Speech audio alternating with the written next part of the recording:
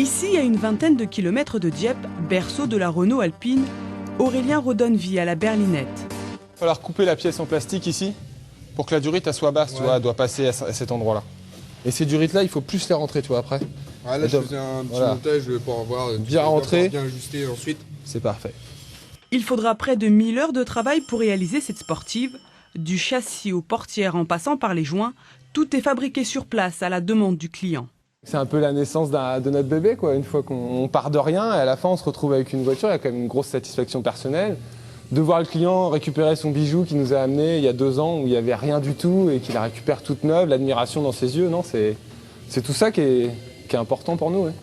Mustang, Jaguar, Aston Martin, Gordini, entre le jeune mécanicien et ses berlines de luxe, c'est plus qu'une passion transmise par son père.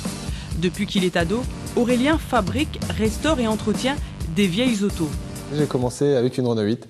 C'est ce qui m'a amené à la passion des Renault Alpine, à la passion des sportives anciennes. Donc Il y a 4 ans, lorsqu'il décide d'ouvrir seul son garage, le Normand n'a que 22 ans. Il fait donc appel à sa mère pour s'occuper des tâches administratives. Tu as reçu les pièces pour l'Aston Martin pour le moteur? Non, c'est toujours pas arrivé. Aujourd'hui, l'entreprise familiale compte 7 salariés et Myriam ne regrette pas d'avoir quitté son poste de préparatrice en pharmacie. Je suis fière de lui, je suis fière de nous parce que il y a une réelle communion entre nous qui se passe et c'est sympa. Et puis, vous l'avez un peu aidé à réaliser son rêve. Oui. Oui, parce que c'est sûr que s'il avait été tout seul, ça aurait été difficile. Je pense que les banques ne l'auraient peut-être pas suivi s'il avait été tout seul.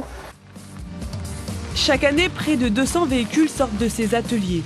Autant dire que pour Aurélien, c'est plus qu'une affaire qui roule.